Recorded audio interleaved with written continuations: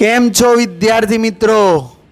Organic કેમિસ્ટ્રીની અંદર આપણે hello alkane hello arene સિરીઝમાં બહુ જ એક અગત્યનો પ્રશ્ન ભણવા જઈ રહ્યા છીએ. પ્રશ્નમાં ભારે કંઈ નથી, પણ થિયરિકલમાં આ પ્રશ્ન બાળકોને થોડીક તકલીફ પડે છે લખવાની. કારણ કે શું કરે છે બાળકો? ગોખણ પટ્ટી તરફ પ્રેરાય છે. ભાઈ ગોખણ પટ્ટીથી માર્ક્સ ના આવે એના માટે થોડાક શબ્દો આપણી રીતે સમજીને લખવા પડે. તો આ ચેપ્ટરમાં હું થોડીક મારી લેંગ્વેજ, થોડીક ચોપડીની લેંગ્વેજ અને થોડીક થિયરિકલ પોર્શન હું તમને સમજાવી રહ્યો છું. કોઈને કંઈ તકલીફ હોય તો કહેજો. ચેપ્ટરમાં થિયરીનું નામ છે SN2 પ્રક્રિયા. સાહેબ SN2 પ્રક્રિયા એટલે શું? જો શબ્દ જ ઘણું બધું કહે છે. SN2 પ્રક્રિયા સર, SN2 પ્રક્રિયાનું પહેલાં ઇંગ્લિશ સમજાવું છું. SN2 પ્રક્રિયાનું ઇંગ્લિશ આવું થાય છે, સબસ્ટિટ્યુશન, ન્યુક્લિયોફિલિક,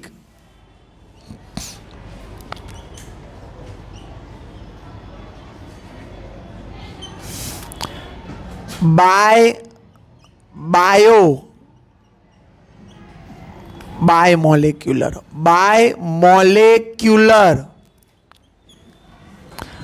રિએક્શન. જો લખાય છે SN2 આ રીતે, પણ એનું ગુજરાતી ઊંધું થાય છે. એટલે પહેલો જ તમને જોડે જોડે હું તફાવતના મુદ્દા પણ કહેતો જઈશ.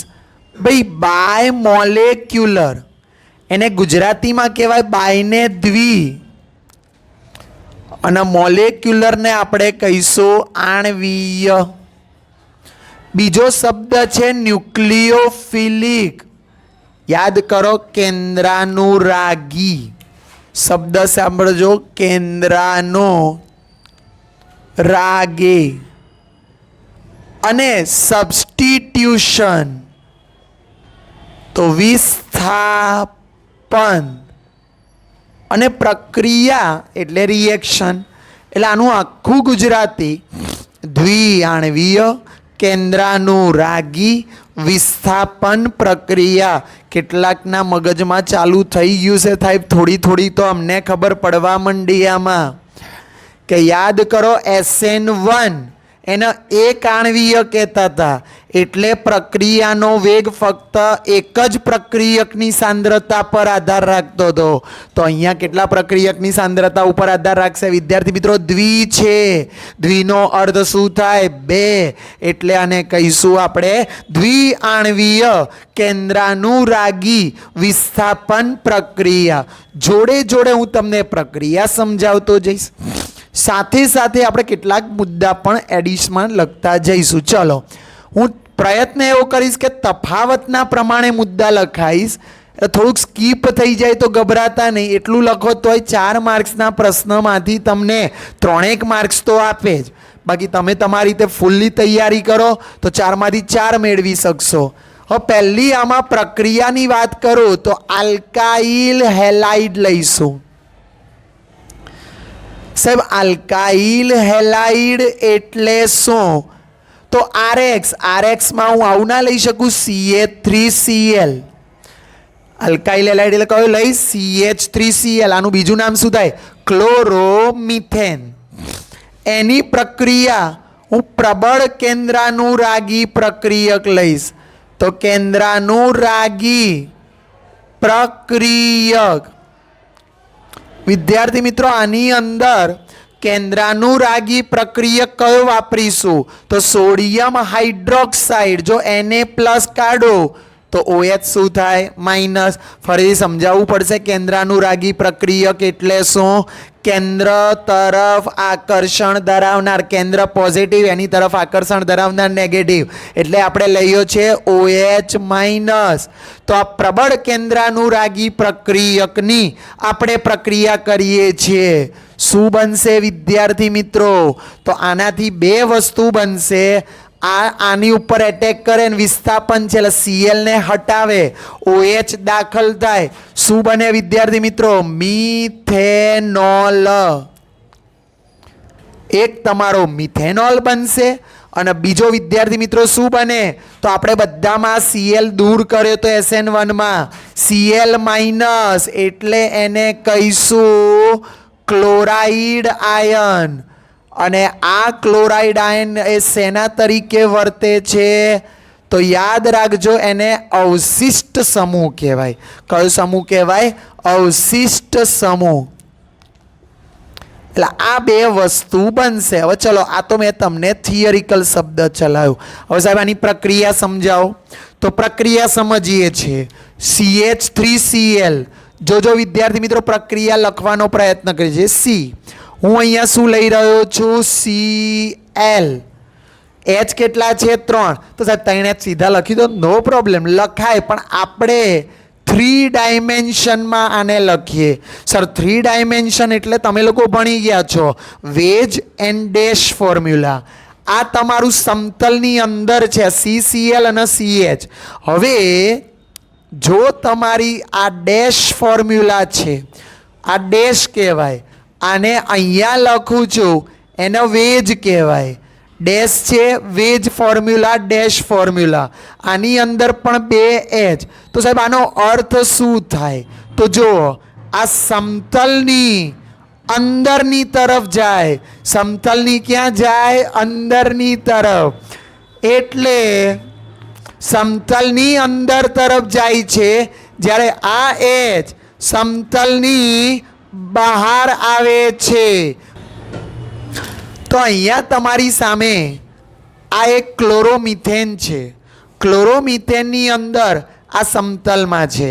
આ સમતલથી જોનારથી દૂર જાય છે. આ સમતલમાં જ એની સમતલથી બહાર આવે છે અને જોનાર તરફ આવે છે. Veg dash formula. હવે આની પ્રક્રિયા આપણે કોની સાથે કરવાની? તો કેન્દ્રાનુરાગી પ્રક્રિયક. વિદ્યાર્થી મિત્રો કેન્દ્રાનુરાગી પ્રક્રિયક કોણ છે? OH minus. હવે સમજવાનું છે, અહીંયા ધ્યાન રાખજો. વચ્ચે એક અવસ્થા ડેવલપ થાય છે. યાદ કરો SN1 કાર્બોકેટાયન બનતો હતો, અહીંયા કાર્બોકેટાયન બનતો નથી. આ અવસ્થામાં આ વચ્ચે C છે. આ OH માઇનસ વિદ્યાર્થી મિત્રો પાછળથી એટેક કરશે. કેમ સર? કારણ કે Cl પણ માઇનસ, OH પણ માઇનસ. હવે તમે વિચાર કરો, નેગેટિવ નેગેટિવ વચ્ચે શું થાય? અપાકર્ષણ. હવે જો નેગેટિવ નેગેટિવ વચ્ચે અપાકર્ષણ થાય તો C જોડે કોણ આવી જશે વિદ્યાર્થી મિત્રો? OH. પણ આ બંધ બનશે એટલે સંક્રાંતિ અવસ્થામાં આ એક બંધ બની રહ્યો છે. અને સોરી, અહીંયાથી આપણે આ રીતે દર્શાવીએ, Cl નો બંધ તૂટી રહ્યો છે. એટલે Cl મેં ડોટેડ લાઈનથી દર્શાવ્યું છે. આમથી બંધ બને છે એટલે અહીંયા તમારો બંધ બને છે. આ 3 કાર્બન સાથે 3 હાઇડ્રોજન એક જ સમતલમાં ગોઠવાય છે વિદ્યાર્થી મિત્રો. એટલે કહેવાનો મતલબ આ અવસ્થા એ બીજી કંઈ નહીં પણ આ અવસ્થાનું નામ છે સંક્રાંતિ અવસ્થા. વિદ્યાર્થી મિત્રો આને ટ્રાન્ઝિશન સ્ટેટ કહેવાય, સંક્રાંતિ અવસ્થા. તો યાદ કરો, 2 તફાવતના મુદ્દા મળી ગયા તમને. આમાં સંક્રાંતિ અવસ્થા જોવા મળે છે, આમાં એટલે SN2માં. SN1માં સંક્રાંતિ અવસ્થા જોવા મળતી નથી. બીજો એક મુદ્દો, પેલામાં મધ્યસ્થી નિપજ તરીકે કાર્બોકેટાયન બનતો હતો, આમાં કાર્બોકેટાયન બનતો નથી. હવે આમાં વિદ્યાર્થી મિત્રો શું થશે? ધ્યાન રાખજો. ત્રીજો તબક્કો. હવે અહીંયાથી શું થશે? તો આ Cl એ અવશિષ્ટ સમૂહ છે, જુઓ એ શું થઈ જશે? દૂર. તો અહીંયા શું લખે? Cl minus 1 2 3 4 5 6 7 8. અને અહીંયા વિદ્યાર્થી મિત્રો તમે જોઈ શકો છો કે મારી રચના થોડીક આખી અલગ જોવા મળશે. અહીંયા C છે તમારો, જોજો ધ્યાન રાખજો. આખી રચના હું બદલી રહ્યો છું. અહીંયા H લીધો, અહીંયા તમારો આ રીતે H, અહીંયા પણ તમારે H લખ્યો છે. અને અહીંયા કોણ આવી જશે OH। તો તમે અહીંયા જોઈ શકો છો રચનામાં કોઈ ચેન્જ લાગે છે? હા સાહેબ, એક્સપ્લેનેશનમાં હું તમને હમણાં ધીરે ધીરે સમજાવું છું। ચલો હવે આપણે આ પ્રક્રિયા સમજી લીધી। ક્લોરોમિથેન OH માઇનસ એટેક કરે, OH માઇનસ સીધો એટેક કરી શકે નહીં, કારણ કે આ કેન્દ્રાનુરાગી નેગેટિવ Cl નેગેટિવ એ વાસ્તવમાં એક કેન્દ્રાનુરાગી જ છે જે અગાઉથી હાજર છે, એના ઉપર હુમલો કરે છે। બંનેમાં એક બંધ નિર્બળ બનતો જાય છે, એક બંધ બનવાનો સ્ટાર્ટ થાય છે, નિપજ તમારી બને છે। આનું નામ શું બોલ્યો હું? મિથેનોલ। હવે સાંભળજો, પ્રક્રિયાના કેટલાક મુદ્દા લખીએ છીએ। ભાઈ આને શું કીધી આપણે? દ્વિઆણવીય કેન્દ્રાનુરાગી વિસ્થાપન પ્રક્રિયા। તો સાહેબ પહેલો તબક્કો ધીમો છે, યાદ કરો। ધીમો તબક્કો હંમેશા કેવો છે? કેમિકલ કાઇનેટિક્સ, વેગ નિર્ણાયક તબક્કો। એટલે અહીંયા લખું છું પ્રથમ તબક્કો। વિદ્યાર્થી મિત્રો, પ્રથમ તબક્કો છે એ ધીમો છે, ધીમો તબક્કો છે। અને ધીમો તબક્કો રાસાયણિક ગતિકી પ્રમાણે હંમેશા કેવો થવાનો? વેગ નિર્ણાયક તબક્કો થશે। તો હવે જુઓ, આ તબક્કાની અંદર વિદ્યાર્થી મિત્રો, આ તબક્કાની અંદર તમે જોઈ શકો છો કેટલા જણા ભાગ લે છે પ્રથમ તબક્કામાં? 2। તો અહીંયા એવું લખીશું, પ્રથમ તબક્કામાં 2 જણા કોણ કોણ ભાગ લે છે? વિદ્યાર્થી મિત્રો જોઈ શકો છો, આને કહેવાય સબસ્ટ્રેટ। સબસ્ટ્રેટ એટલે પ્રક્રિયક। અને બીજો કોણ ભાગ લે છે? ન્યુક્લિયોફાઇલ। વિદ્યાર્થી મિત્રો, ન્યુક્લિયોફાઇલ ભાગ લે છે, અને ન્યુક્લિયોફાઇલ ભાગ લે એને કહેવાય કેન્દ્રાનુરાગી પ્રક્રિયક। તો પહેલું મેં સાબિત કરી નાખજો, એક એક વસ્તુ સાબિત કરતો જઈશ ને સમજાવતો જઈશ કે પ્રથમ તબક્કામાં જ જે ધીમો તબક્કો છે, જે વેગ નિર્ણાયક તબક્કો છે, એમાં 2 જણા ભાગ લે છે, એટલે બંને ભાગ લે છે એટલે એવું લખાય વિદ્યાર્થી મિત્રો, પ્રક્રિયાનો વેગ બરાબર કે સબસ્ટ્રેટ અને NU માઇનસ બંનેની સાંદ્રતા ઉપર આધાર રાખે। હવે બંનેની સાંદ્રતા ઉપર આધાર રાખે તો સબસ્ટ્રેટની ઉપર પણ 1, NUની ઉપર પણ 1। હવે સબસ્ટ્રેટ તમારે કયો છે લખવું હોય તો પણ લખી શકાય। આ કે કયો છે? CH3Cl। અને કેન્દ્રાનુરાગી પ્રક્રિયક કયો છે? OH minus. હવે જોજો, આની ઉપર 1, આની ઉપર 1 છે, કારણ કે એનો ધીમો તબક્કો વેગ નિર્ણાયક તબક્કો અને ધીમા તબક્કાની આણ્વિકતા એ જ એના પ્રક્રિયાક્રમને બરાબર। તો આનો આણ્વિકતા 1, આની આણ્વિકતા 1, બંને ઉપર 1 લખ્યા, 1 વત્તા 1 ટોટલ કેટલા થાય? 2। એટલે આ કયા ક્રમની ગતિકીને અનુસરે છે? દ્વિતીય ક્રમની ગતિકીને અનુસરે છે। એટલે પહેલું મેં સાબિત કરી દીધું। આ કયા ક્રમની પ્રક્રિયા છે? દ્વિતીય ક્રમની। હવે સાંભળજો, થોડીક આગળ વાત કરીએ આપણે।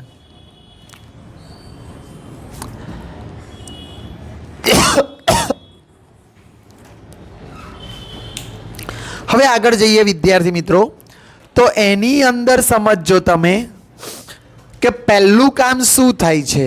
OH માઇનસ કેન્દ્રાનુરાગી પ્રક્રિયક ઇલેક્ટ્રોનના ઉણપ ધરાવનારા ધન વીજભારિત કાર્બન ઉપર હુમલો કરશે। કેમ? કારણ કે Cl માઇનસ ડેલ્ટા થયો છે એટલે કાર્બન શું થશે? Plus delta. એટલે ધન વીજભાર, અને કેન્દ્રાનુરાગી પ્રક્રિયક છે એટલે નેગેટિવ હંમેશા કોના તરફ એટેક કરે? પોઝિટિવ તરફ। તો અહીંયા એવું કહી શકીએ કે કેન્દ્રાનુરાગી પ્રક્રિયક, વિદ્યાર્થી મિત્રો, કેન્દ્રાનુરાગી પ્રક્રિયક ધન વીજભારિત કાર્બન પર હુમલો કરે છે। હવે જોજો અહીંયા ધ્યાન, ધન વીજ ભારિત કાર્બન પર હુમલો કરે છે. હવે જો આ હુમલો થાય તો શું થાય? મેં તમે પહેલા પણ સમજાયું, કાર્બન હેલોજન વચ્ચેનો બંધ નિર્બળ બને અને એ બંધ તૂટવાની શરૂઆત થાય અને કાર્બન OH માનો CO બંધ બનવાની શરૂઆત થાય છે. આ શબ્દ લખવાના છે, ધ્યાન રાખજો. માટે હુમલાથી શું થાય છે? તો કાર્બન અને હેલોજનમાં ક્લોરીન બંધ તૂટવાની શરૂઆત થાય છે. આમાં લખી દઉં પેલું, કેમ તૂટવાની શરૂઆત થાય છે? કારણ કે બંધ નિર્બળ બનતો જાય છે અને C અને OH વચ્ચેનો બંધ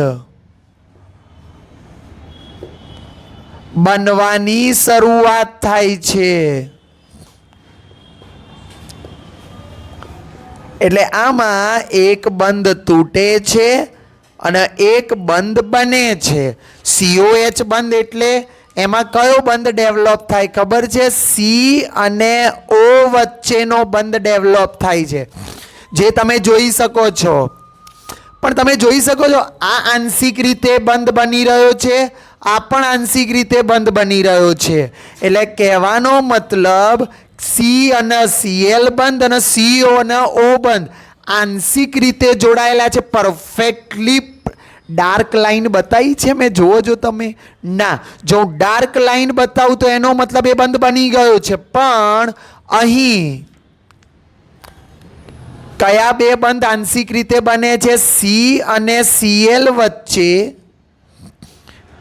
અને C અને O બંધ કેવી રીતે બન્યા છે? આંશિક રીતે બનેલ છે. પણ જુઓ આની અંદર સંક્રાંતિ અવસ્થા ડેવલપ થઈ. યાદ કરો, પહેલામાં સંક્રાંતિ અવસ્થા જોવા મળતી નહોતી, આમાં જોવા મળે છે. એટલે એવું કહી શકાય, સંક્રાંતિ અવસ્થામાં વિદ્યાર્થી મિત્રો, સંક્રાંતિ અવસ્થામાં એક વસ્તુ જોઈ શકો છો તમે. કઈ વસ્તુ? બંને ક્રિયા એક સાથે થાય છે. કઈ બંને ક્રિયા? C અને O બંધ બનવાની અને C અને Cl બંધ તૂટવાની પ્રક્રિયા એક સાથે. એવું નથી કે એક વખત બંધ બને છે અને બીજો બંધ તૂટે છે. કાર્બોકેટાયનમાં યાદ કરો, પહેલા કાર્બોકેટાયનમાં બંધ તૂટી જતો હતો. એટલે અહીંયા બંધ બનવાની, કોની વચ્ચેનો બંધ બનવાની ક્રિયા? C અને O વચ્ચે. અને બંધ તૂટવાની, કયો બંધ તૂટવાની પ્રક્રિયા? C અને Cl બંધ તૂટવાની પ્રક્રિયા એક સાથે થાય છે. હવે થોડાક સંક્રાંતિ અવસ્થાના વખાણ કરી લઈએ. જોજો, સંક્રાંતિ અવસ્થામાં શું દેખાઈ રહ્યું છે? કાર્બનની વેલેન્સી કેટલી? વેલેન્સી એટલે સંયોજકતા. સંયોજકતા કેટલી કાર્બનની? 4. સંક્રાંતિ અવસ્થામાં આ કાર્બન બીજા કેટલા કાર્બન સાથે નહીં, એની વેલેન્સી જો 1 2 3 4 અને 5. તો અહીંયા ધ્યાન રાખજો, એક આ સ્ટેટમેન્ટ લખાવવું જરૂરી છે કે સંક્રાંતિ અવસ્થામાં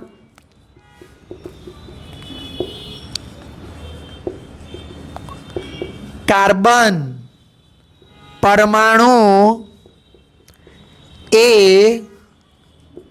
5 પરમાણુ સાથે જોડાયેલ છે.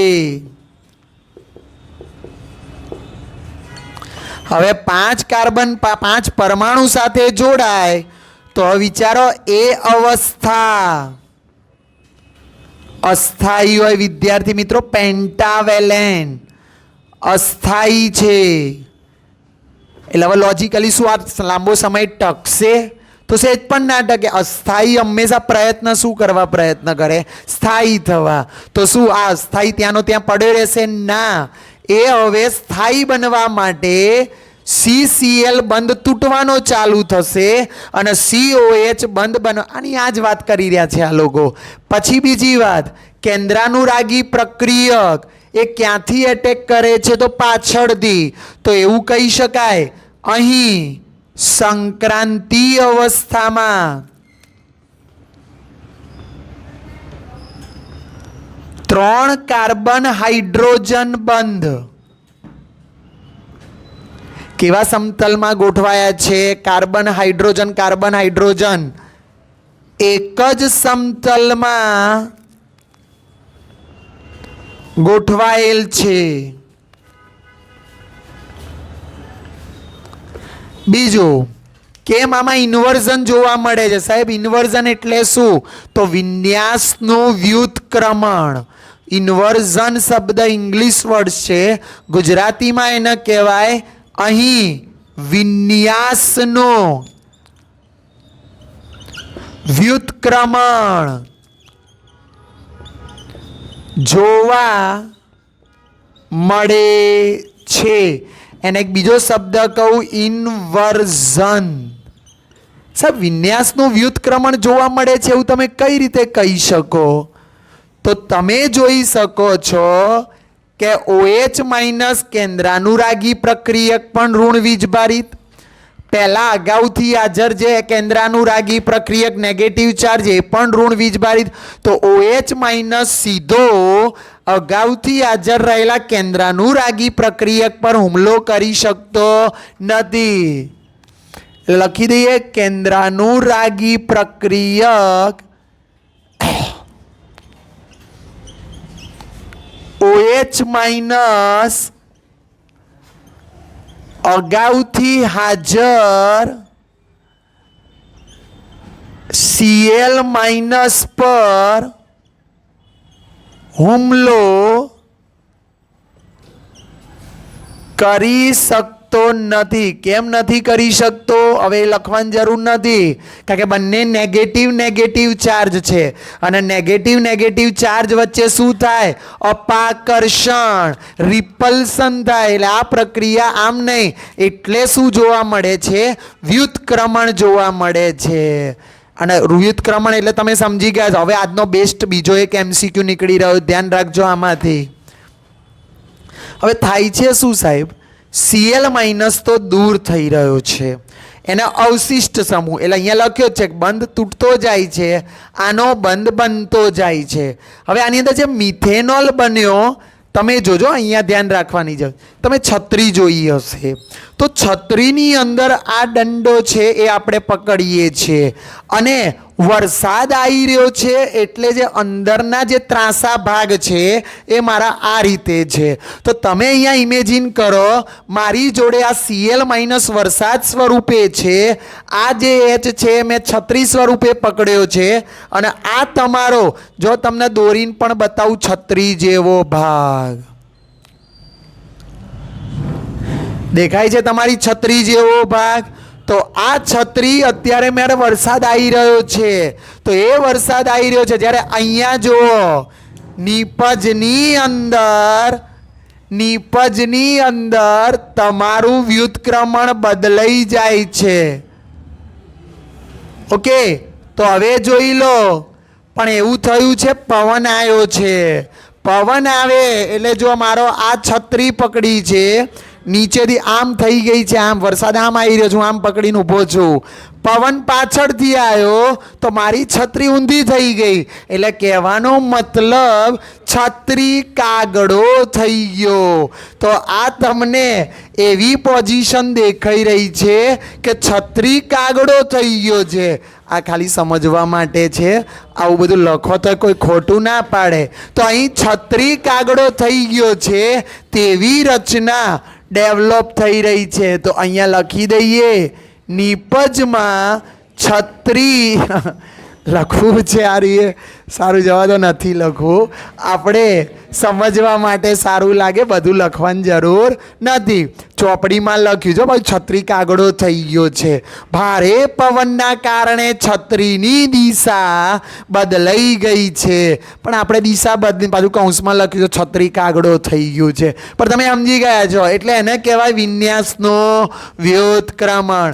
જો અહીંયા CL આમ હતો, OH આમ આવ્યો, એટલે આ ઘટનામાં આ રચના જોવા મળે. હવે છેલ્લે શું મળ્યું? નિપજમાં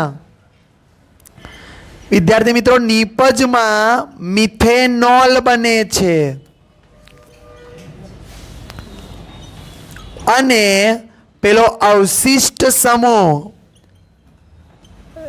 બસ પતવાઈ છે વિદ્યાર્થી મિત્રો, Cl માઇનસ દૂર થાય છે. હવે ધ્યાન રાખજો, એક નાનો મુદ્દો પણ બહુ જ અગત્યનો, જેકપોટ મારી ભાષામાં કહું તો MCQ માટે. આ સ્ટેટમેન્ટ યાદ રાખજો, લાલ કલર ડેન્જર છે. પ્રક્રિયાનો વેગ અથવા પ્રતિક્રિયાત્મકતા ચલે છે 1 અવરોધક અસર. કઈ અસર લખું છું? અવરોધક અસર. સાહેબ આ અવરોધક અસર એટલે શું? તો જો બલ્કી ગ્રુપ હોય ને, બલ્કી ગ્રુપ, ધારો કે વિચારો તમે અહીંયા 3 આલ્કાઇલ સમૂહ લઈ લીધા, મિથાઇલ મિથાઇલ મિથાઇલ, અથવા એક બાજુ મિથાઇલ લીધો, એક બાજુ ઇથાઇલ લીધો, એક બાજુ પ્રોપાઇલ લીધો. હવે બલ્કી ગ્રુપ આયન OH માઇનસ અહીંયા આવે તો શું એનો અવરોધ નહીં નડે? It is a looking like, મેં તમને કીધું એમ. એક ઉદાહરણ આપી દઉં. કોઈક જગ્યાએ ઇનોગ્રેશન છે અથવા કોઈક વસ્તુનો કોઈક ઓપનિંગ થાય છે અને એક બાજુ કોઈક મોટો હીરો આવે છે ને એક બાજુ બિચારો નાનો હીરો આવે છે. હવે લોજિકલી વિચારો, મોટો હીરો આવે, જવાનના શાહરુખ ખાન ભાઈ આવ્યા છે ભાઈ એના ઇનોગ્રેશનમાં, અને એક બાજુ કોઈની ડિવેલ્યુએશન નથી કરતો પણ આપણા ગુજરાતી ટોલીવુડના હીરો આવેલા છે. તો જલ્દી તમારે ઓટોગ્રાફ લેવો હોય તો જલ્દી ઓટોગ્રાફ ક્યાં મળે? તો લોજિકલી તમારા જે પેલા નાના હીરો છે આપણે ટોલીવુડના, બરાબર, એમને જલ્દી ઓટોગ્રાફ મળી જાય. પેલા શાહરુખ ખાનના ઓટોગ્રાફમાં વચ્ચે પબ્લિક બહુ હોય, પબ્લિક કરતાં તો એના બોડીગાર્ડ વધારે હોય, એટલે તમને ઓટોગ્રાફ માટે અવરોધ નડ્યો. કેટલો બધો અવરોધ? Public is a one type of તમારા માટે સ્ટીયરિંગ હિન્ડ્રન્સ કહેવાય. અને steering hindrance is a nothing but એને ગુજરાતીમાં કહેવાય અવરોધક અસર. ત્યાં તો બિચારા 10-15 જણા બેઠા હોય કારણ કે આની વેલ્યુ વધારે છે. ફટાક દઈને તમે સાહેબ આપો ને તરત ઓટોગ્રાફ તમને મળી જાય. એવું જરૂરી નથી. આપણા ગજ્જુભાઈ આવે, સિદ્ધાર્થ રાંદેરિયા, તો એની વેલ્યુ પણ જબરજસ્ત છે બચ્ચુભાઈની. એટલે કહેવાનો મતલબ ત્યાં પણ પબ્લિક જોવા મળે. Don't underestimate of the power of the Gujarati man. એટલે અહીંયા ધ્યાન રાખજો. એટલે અહીંયા જેમ અવરોધક અસર વધુ, પ્રતિક્રિયાત્મકતા ઓછી. તો હવે સમજો, તૃતીયકની અંદર જો અહીંયા ધ્યાન રાખજો, પ્રાથમિક આલ્કાઇલ હેલાઇડમાં, કેવા આલ્કાઇલ હેલાઇડમાં? પ્રાથમિક આલ્કાઇલ હેલાઇડમાં કાર્બન સાથે 3 નાના કદના હાઇડ્રોજન સમૂહ જોડાય છે. હાઇડ્રોજન પરમાણુ જોડાય છે.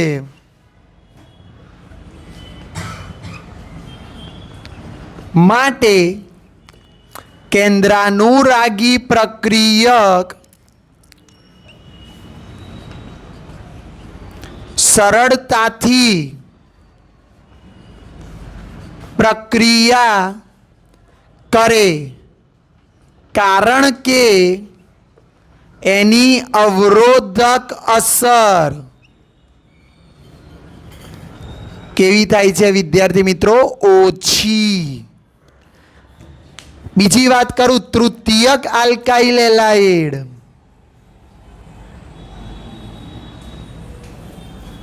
હવે કયો આલ્કાઇલ હેલાઇડ લઈશું? તૃતીયક આલ્કાઇલ હેલાઇડ. મેં તમને ઉદાહરણ ત્યાં સામે આપી દીધું છે. તૃતીયક આલ્કાઇલ એલાઇડમાં મોટા કદના જો આલ્કાઇલ સમૂહ આવેલા હોય